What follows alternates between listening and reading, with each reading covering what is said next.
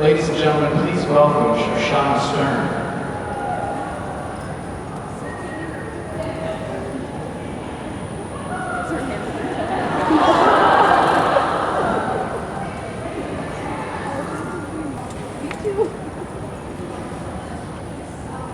It means so much to me. Thank you so much. And I'm sending love back to everyone of you. Do you know this sign? Have you seen the sign? That means I love each and every one of you. Love you. Love you. And I got my back. So what's up?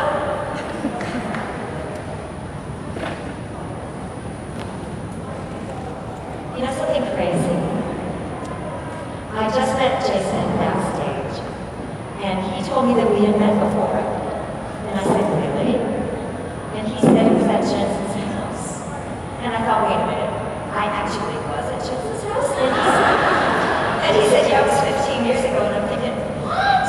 And he said, yeah, that there was a party, and then I went to it, and I'm thinking, huh? Oh, yeah. Oh, yeah. And I remember Jensen used to have parties in his house, and I used to go with some friends. And then I remember this weird conversation I had with him, because he had roommates, and they had parties like every week, and I go occasionally. And he told me that he was moving out because he didn't want to have roommates anymore. He was going to go alone. And I said, oh, that's fantastic, because I've lived alone at that time. So I said, I live alone. And what's really fun is that you can wash dishes naked. And Jason said, yeah, he's going to do that. And to remember that now, because of this conversation with Jason, is hysterical. Anyway, so this is my first supernatural con, and it's real. Yeah. So, how does this work?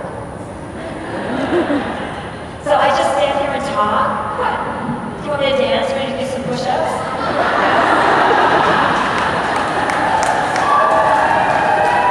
Okay, 3 push-ups. There you go. There you go. Not bad. I'm a mom.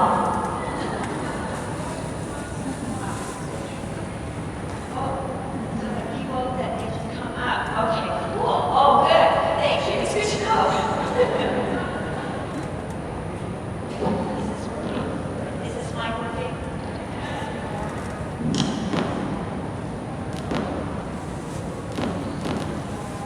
All right. So I don't know the difference between mic and whatever, but doing today. Good.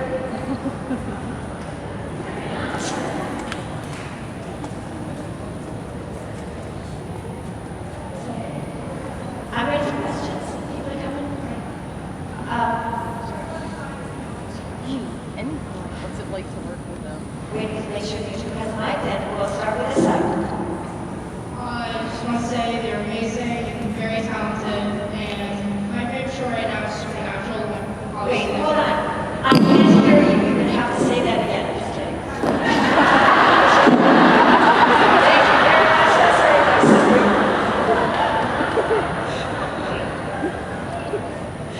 I just want to say you're amazing and very talented, and like most of us, my favorite show right now is Supernatural. What was your favorite show when you were 14? When I was 14, that was a long time ago. I think my show was my so-called life. Have you seen that? And especially the character of Ricky. I think it was the first time I ever saw an authentic representation on the screen. So that really inspired me to do what I do today. And the representation is so important. And I think that before I saw Ricky on TV, I didn't really realize how you could feel when something is authentic on the screen. And when I saw that, I was on the side. And then I really wanted to do that too.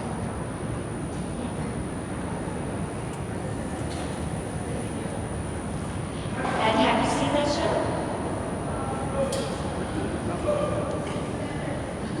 Try and watch it. Thanks. And on the side? Hi, my name is Holly, and I would like to sign my question, if that's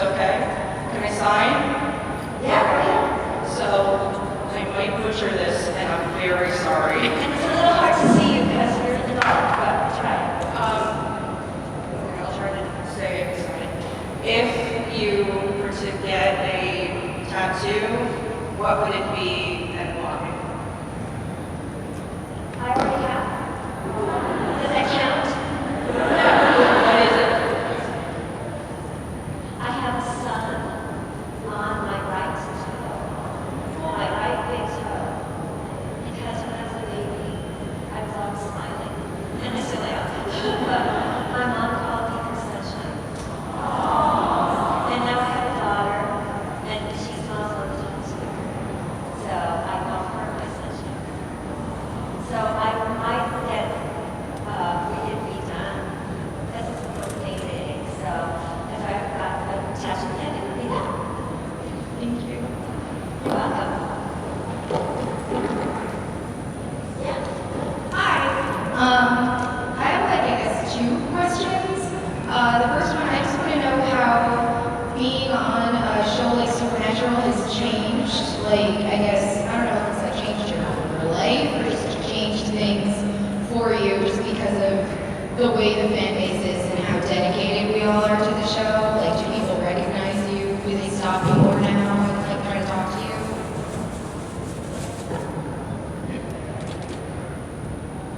Well, okay, that's your first question, right? Yeah.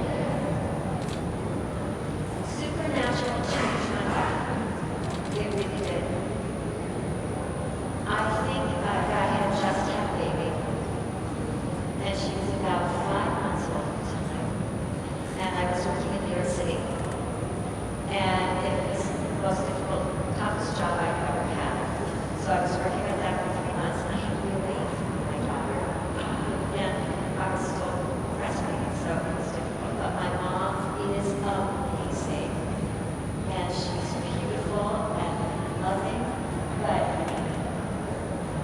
But after to be a mom, you have to put yourself back together, and I love being a mom. So you need to rearrange things in your mind, and you have to have your body changes, and your mind changes too, and your heart changes too. And people kept asking me, are you still going to work? Are you still going to act? And I was thinking, oh gosh, I'm just a baby. And I hadn't realized that I had a personality transformation. You know, it was very confusing. And I was working at this job here. And it made me question, again, about representation, right? Is it possible for me to ever show the world how I see myself, not how the world sees me? And working on that show, I started questioning that for 1 year. So one day I was walking to the subway, and it was cold, and I was asking myself if it could help me, and I didn't know. And then I got this email from Supernatural saying, do you want to be a character on the show? And I was like, whoa. It was really a sign. And the character of Eileen is the closest to how I see myself that I've ever seen before, ever. And Eileen inspired me to create things of my own. And I started doing that because of Eileen. So yes, Supernatural definitely changed my life. Definitely. My second question is just, are you enjoying your first convention experience so far? Yes. It was great. I mean, I have serious stage fright, I have to say that. And I would never do this if it were just for myself. But because of you, you're so great, you're so supportive, and warm, and welcoming, and on social media. And I thought, gosh, you know, I have to do this. And this really helps me face my fears too. And I think that's something that you have to do in life. You have to face what you're afraid of, and that will make you better. Because right now, my daughter's afraid of moving and toilets. And I have to tell her it won't make you better. And it was so cool doing this con for me. So thank you again for making me do this. Thanks. right, left, right, left, right. Okay. If I screw up, let me know. Yes, ready? Yes. Hi, so I was just wondering, I heard that. I was just wondering if you had any problem when filming certain scenes, like fight scenes. There was like a lot going on, and if any like funny moments kind of came out of that. During the fight scenes, you mean?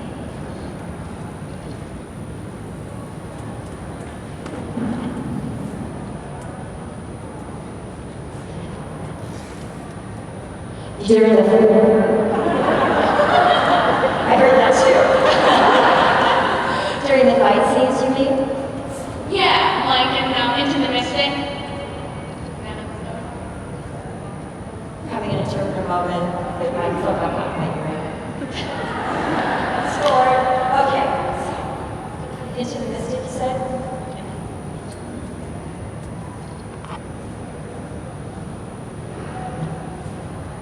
Well, during the fights, most of them are very well controlled. They have to be.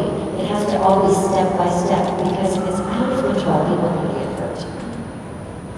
But when I actually, Jared's hand, I was supposed to slash with that knife.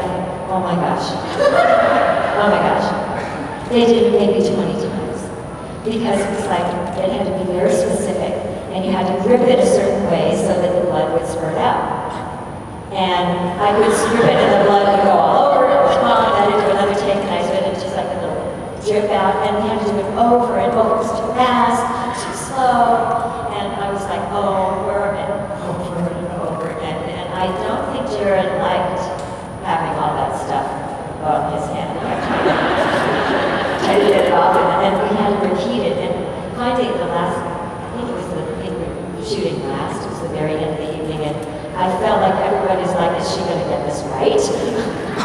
And I was going, trying my best, trying to slash him. But anyway, we got it right. Yes. And did that answer your question? Yeah, that's my question. Thank you. Great. Hi, I'm Stephanie. And Another one. I've met two so far. I actually want to become an interpreter. That's amazing. And I wanted to ask you,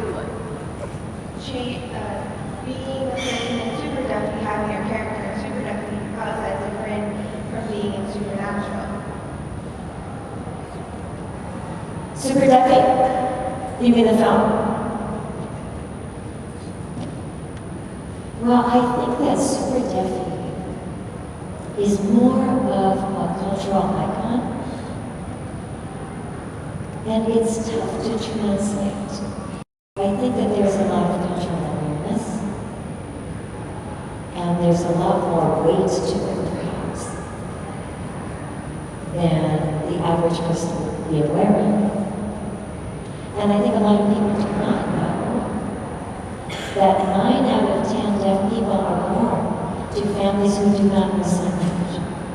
So often it takes a while for them to actually find out the child is deaf, and then to say, oh, you're deaf, now what are we going to do? There are options that we have to investigate.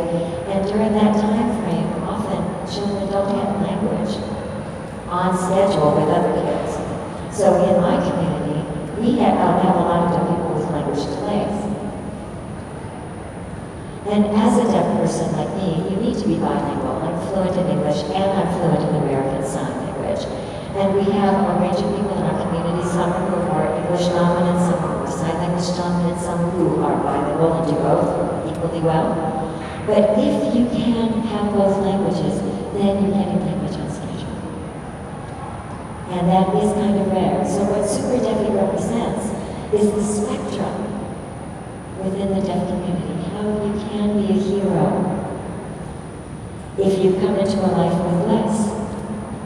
And if you do come into a life that's different, like even at Starbucks, I have to say, I do this.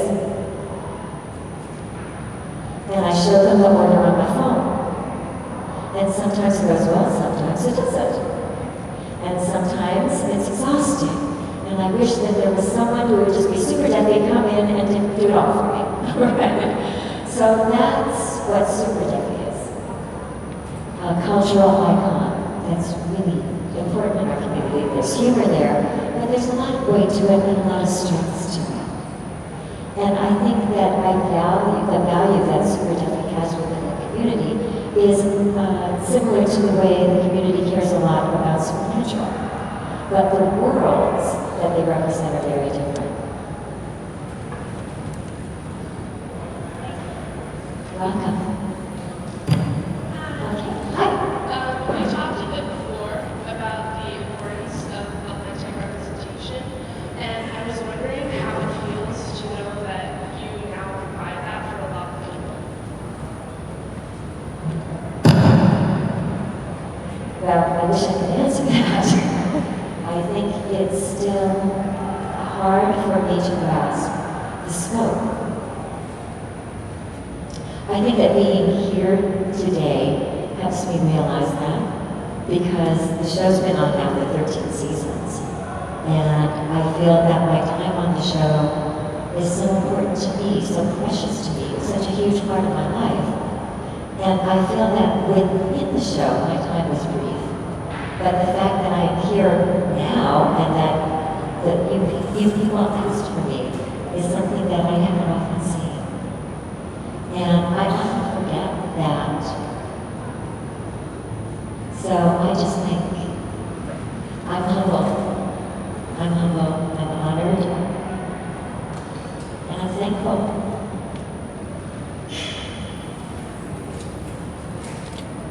Thank you. Hi. I wanted to say you did a wonderful job portraying Eileen, and she was such a sympathetic character. And I was so disappointed that she was suddenly killed off so quickly. Because I think she had potential, and I wonder what you would have liked to have happened had Eileen stayed on the show, like potential storylines or something like that.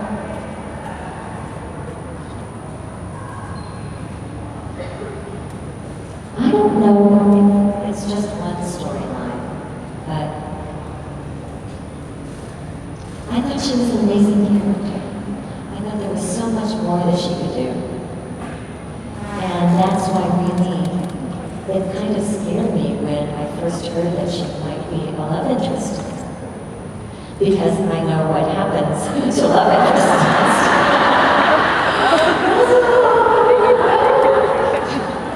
But when I was on Jericho, spoiler alert, I died. Okay.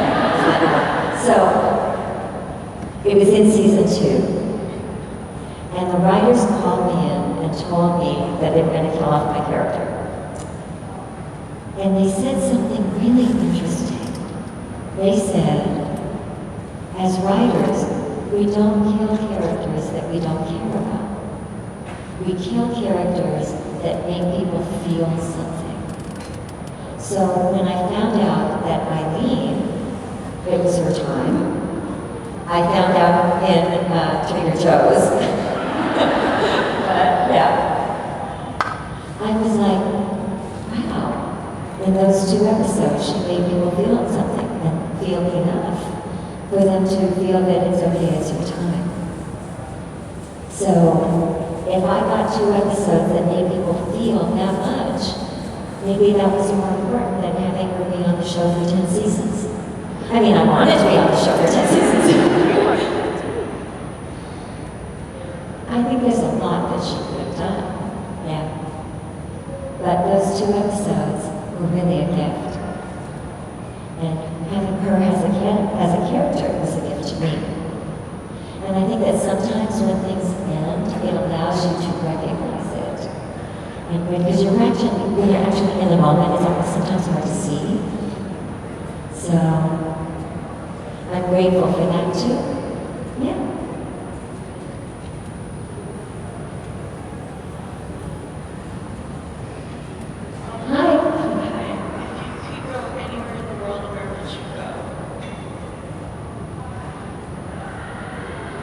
Anywhere in the world. In the whole world. You mean like this world? I can't go to the moon or...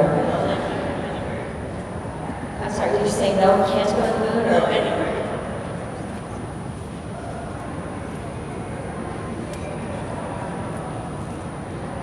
Maybe Machu Picchu. Yeah, maybe. My husband's reading a book about that my dad actually gave him. And you have to hike for like 3 days to get there. And that scares me. So I want to do it because it scares me. So maybe there. Where would you go? Machu Picchu.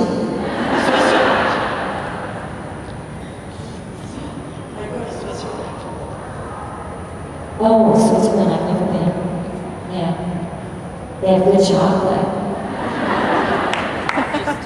Bring me back some. Thank you.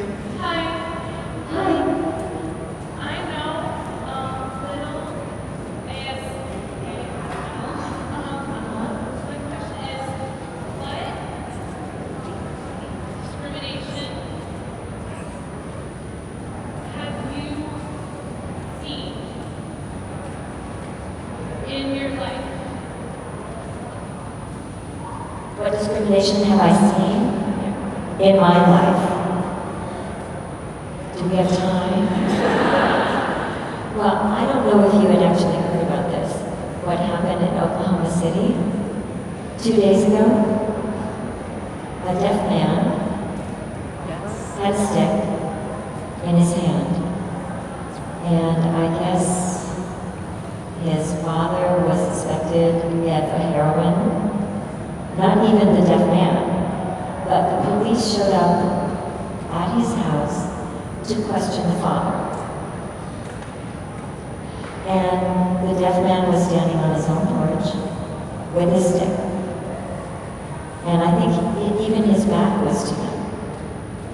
They shouted at him to drop the stick, and he's deaf, so he didn't hear them. And the neighbors were screaming to the police, he's deaf, he cannot hear you. But they shot him 6 times, and he died. That did not happen to me, but my brother was arrested and thrown off a plane. Now my brother's also deaf, my whole family's deaf, 4 generations of deaf people in the family. And the reason why he was thrown off the plane is because the seatbelt wouldn't buckle. And the stewardess thought that he should have buckled it first because he was deaf. And he wanted to wait until everyone else buckled their seatbelts. And he said he would wait, and they would arrest him and throw him off the plane. So every time things like that happen, I feel like that could have been me. Because it could have. And I know that people have difficult jobs. And it's hard to make judgment calls during oppressive times, or pressured, stressed times. And I just think that if more people would educate themselves and more people had dialogue like this, just listening to each other, then those things wouldn't happen. So it bothers me. It really does. And I think it should bother everyone. Thank you. I loved Eileen, and part of the reason Me why, too. and not just because she was such a great character, but because it's just so rare to see a disabled character that's played by a disabled actor, and that's so important. And I guess I just want to know, have you, as an actor, had any challenges with going out for roles that are deaf characters and the people wanting to cast hearing actors to tell your stories? Well, yes, sure, definitely. Definitely. But my personal experience, when that happens, it's disappointing, of course. Because it often happens because they say they give it a name. But then any disabled person become an aide if they can't get the role, they can't get through the door. So they have to let people in the room. But I think that sometimes what's even harder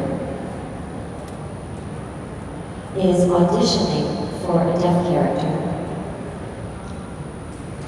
that was written through a specific kind of lens that has absolutely nothing to do with mine. And as a disabled person, for me, my life is not about loss of hearing. Not at all. My life is not about silence. Really, if you don't know what it sounds like, if you don't know what sound sounds like, then you don't think of it as silence.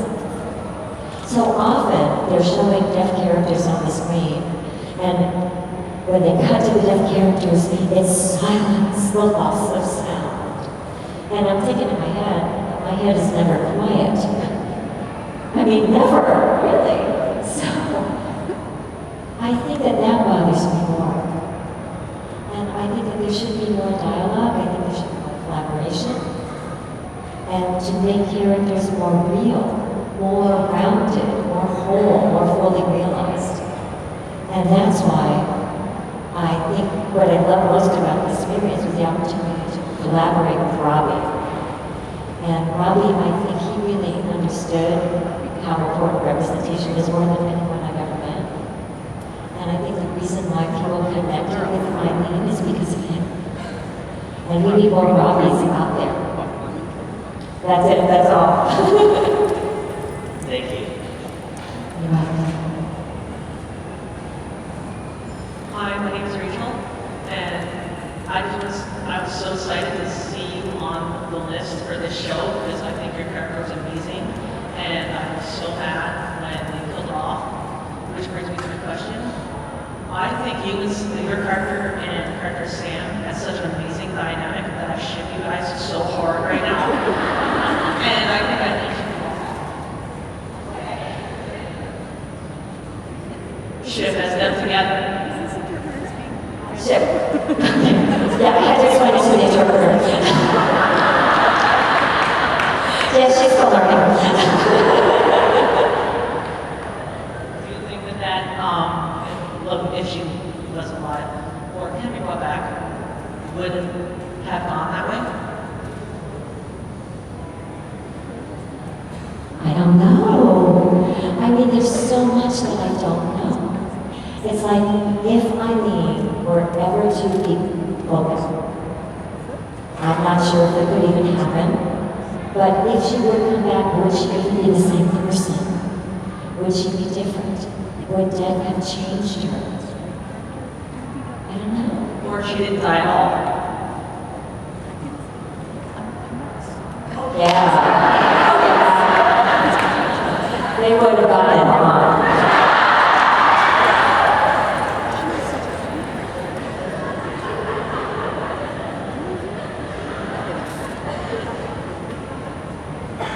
I'm just gonna sign a little bit, and if I butcher it, I'm sorry, I just Googled it. Well, no, it's not about butchering anything. It's that I've got lights in my eyes, so it's hard to see. That's all. Love your character. And I want to know, since I know you've done some deaf theater, if you have any advice for people who want to pursue theater as a career then.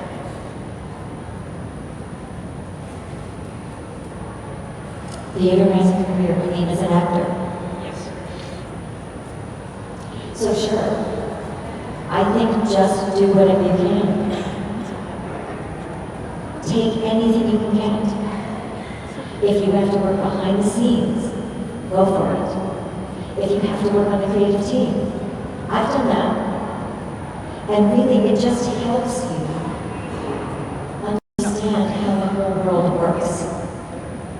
It helps you maybe, I'm thinking maybe people see actors, and so they have the most access to them, but they don't have access to what you can't see, right? So maybe you are attracted to the world of theater, but you think that you can only see the actors, so that's what you have to be, and maybe you're meant for some other part of it. Maybe you're meant to work back behind the scenes.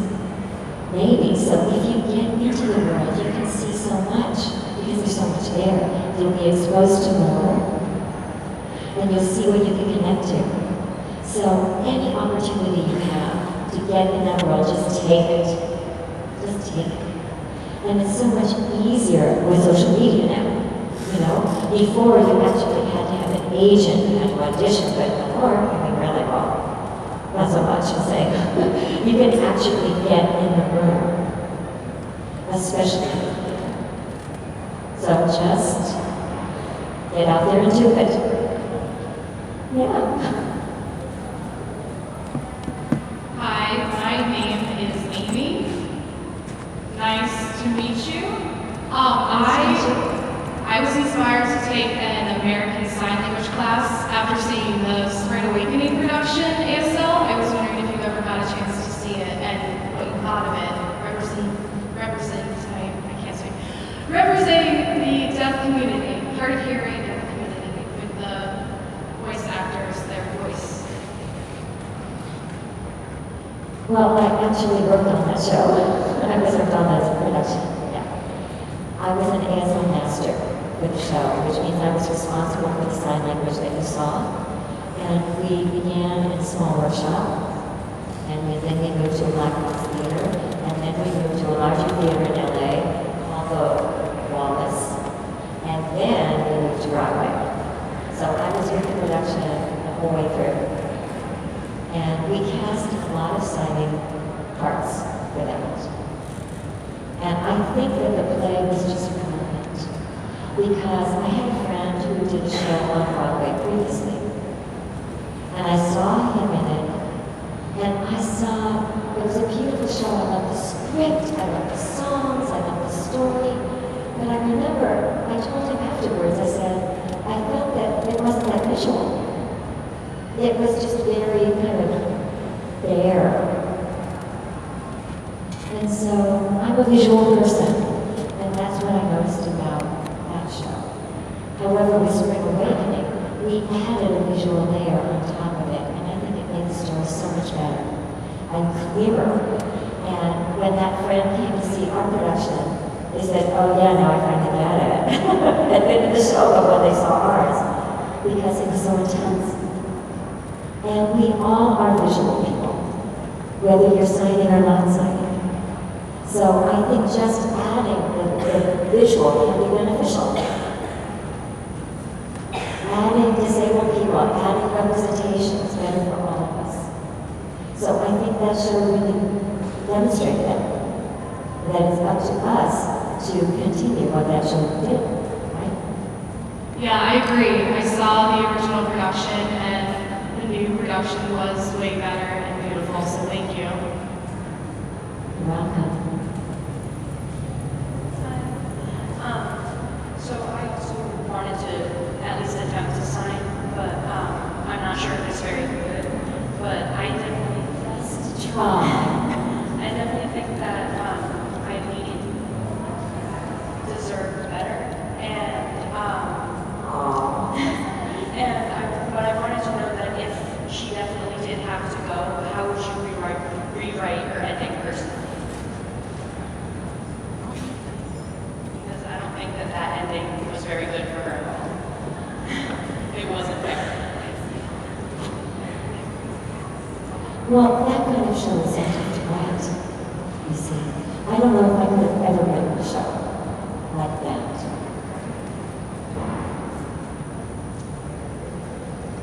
I would have liked, actually, to have that interaction with the boys. I would have liked to have seen her go out and protect me. And I think that's why she went, because she was trying to protect the boys. And I think she felt that she had family first before taking life. And we saw all that was there with the letter and everything. But again, I'm a visual person, so Jared did such a beautiful job speaking that letter. I mean, oh my gosh, it's so and I would never want to take that away from him. I just wish I could have seen it, you know? I mean, do that, just visually. Really? Yeah.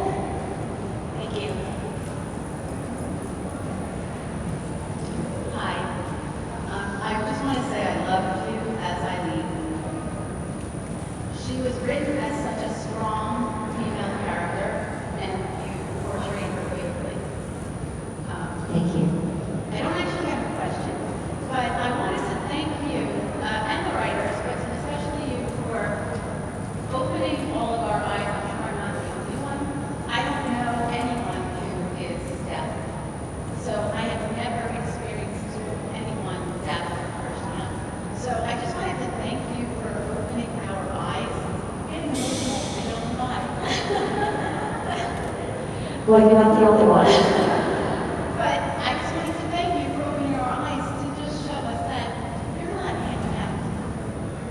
Deaf people aren't handicapped. And you did a beautiful job, so thank you very much. Thank you.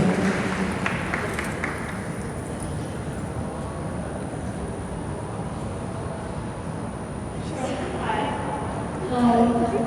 I'm going into tech field in college right now because I'm really good at acting and I love theater. So what's your favorite part of being? Wait, how do you know? You said you're going into tech. Did you say you're not good at acting? I'm not good at acting. But how do you know? I'm taking acting classes. Well, acting classes are bullshit. Oh my God, did I just say that? Oh. Anyway, keep going. So what was your favorite part of being in the backstage field?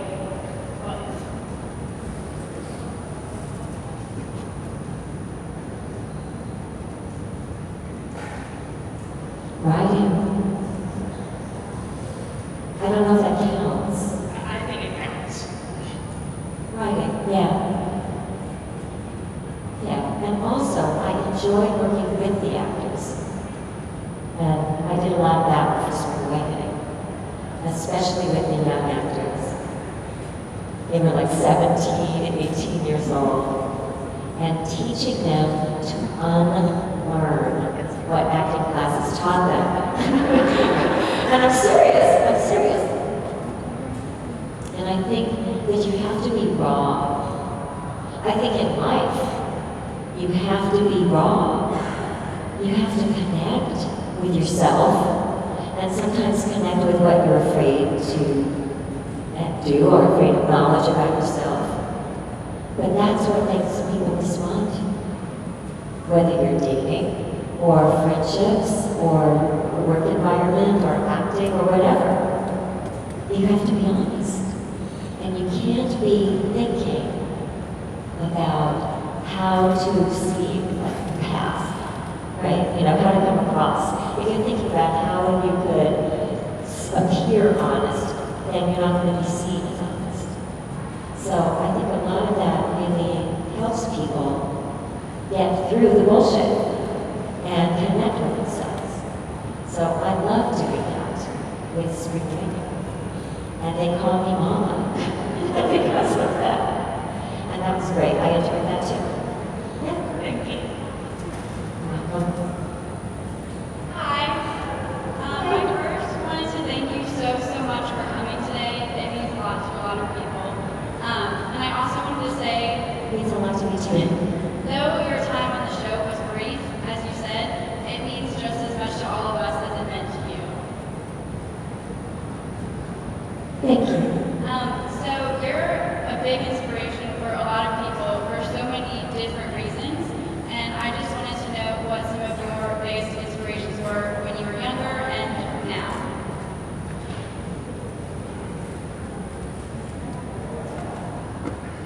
My sister, probably. Because she always knew what she wanted. I feel like my daughter, I look at my daughter right now. She is so pure, and she is so in touch with herself and in touch with her emotions. And I think that we all started life that way. And then we learned that we're not supposed to do that we had to disconnect somehow from ourselves, and we had to spend the rest of our lives then trying to get back to ourselves. And it's so weird, but with my sister, she was never like that. She was always connected.